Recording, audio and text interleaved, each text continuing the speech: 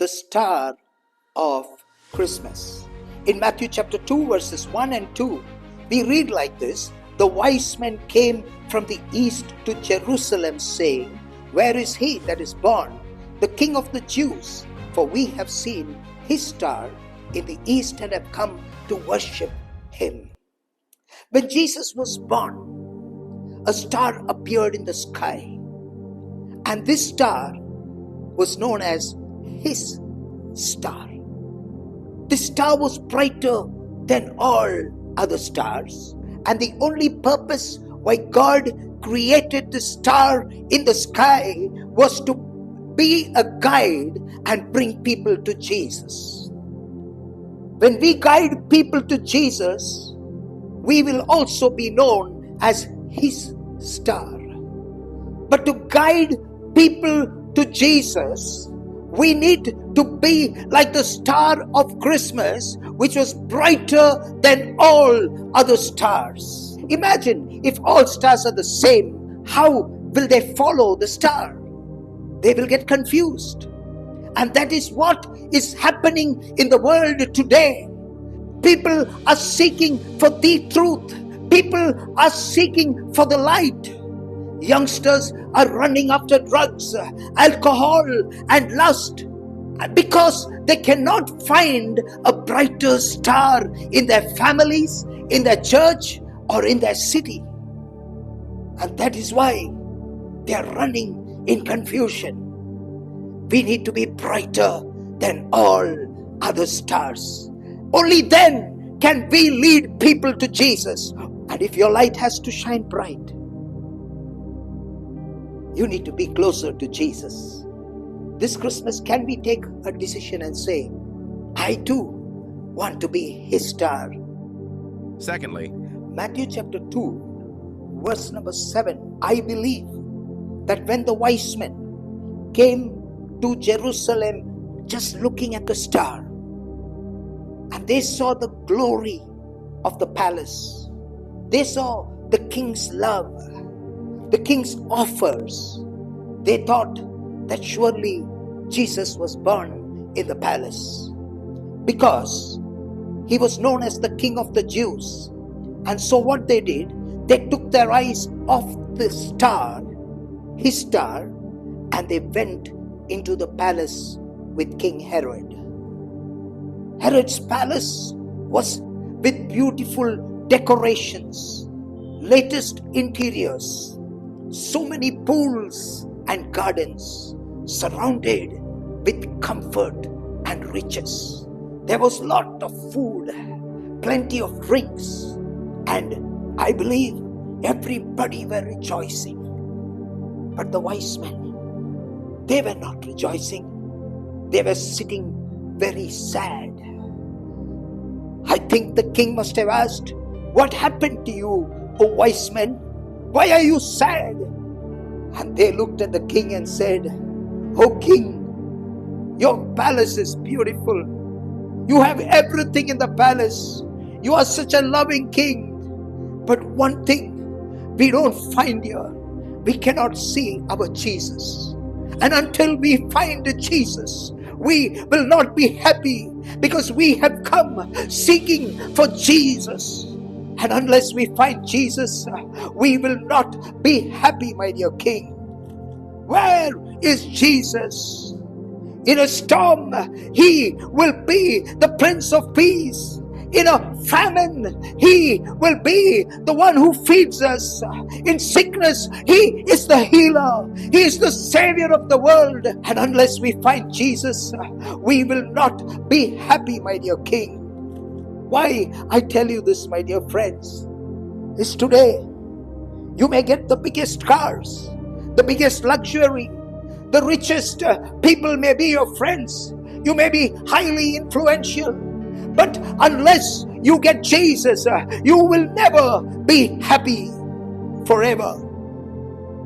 A young man, 34-year-old man, he was an actor and he received many great awards. He had a great bungalows in Mumbai. He had 7 to 8 luxury cars. Each one were costing 1 crore and above. He had so much of money. He had so much of riches. And mind you, he had a property on the moon. But you know what? He committed suicide. You know why? Because Jesus was not there. If Jesus is not there, you will never be happy, my dear friends. Do you have Jesus today? This Christmas, I want to challenge each one of you. Get Jesus into your life. Get Jesus into your home. Get Jesus into your family. Get Jesus into your job. Because unless you have Jesus, you will never be happy. Comforts cannot make you happy. See the wise men. They are sitting in the palace. They are seeing all the enjoyments. But they are very sad.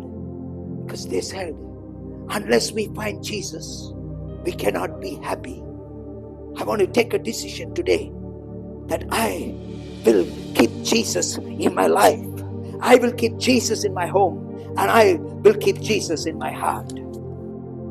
Thirdly, Matthew chapter 2 verse number 9, which says, when they heard the king, they departed. And lo, the star which they saw in the east went before them until it came and stood over where Jesus was. And when they saw the star, they were exceedingly joyful. My dear friends, I told you the wise men were very sad because they went into the palace thinking that Jesus was there. They saw everything, the great pomp and splendor and greatness, and they were very sad because Jesus was not there. And then they decided to come out of the palace. When they came out of the palace and looked up, the star which they followed all the way from the east was still waiting for them outside the palace. They took their eyes off the star and went into the palace. That was a mistake. But the star was still waiting for them at the place where they last left the star. Why I tell you this is, it shows me that there is a God.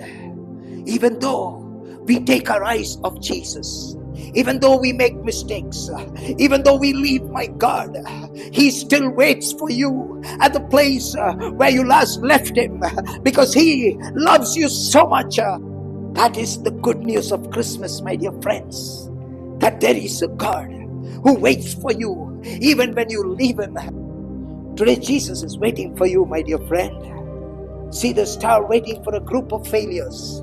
See the star waiting for a group of defeated people. See the star waiting for a group of people who have done mistakes. Today you might be feeling defeated. You might be feeling like a failure. You may be feeling like you've lost everything. You might be in regret. But I promise you, there is a God who's still waiting for you. And not to punish you, but to embrace you, to forgive you, to make you happy, and to make you shine again like a star and bring many more people to Jesus. How many of you will surrender to Jesus? Yes, the star of Christmas reminds me that even when I go wrong, even when I walk away from my God, He is waiting for me to come back and to make me shine like a star once again. Will you surrender your life to this great love called Jesus? He is the King of Kings. He is the Lord of Lords. He is the Creator of the universe. He is the Savior of the world. He is the great I am. He is the Prince of Peace. He is your provider. He is your maker. And He can give you happiness even in a time of distress. Surrender your life to Jesus this Christmas. God bless you.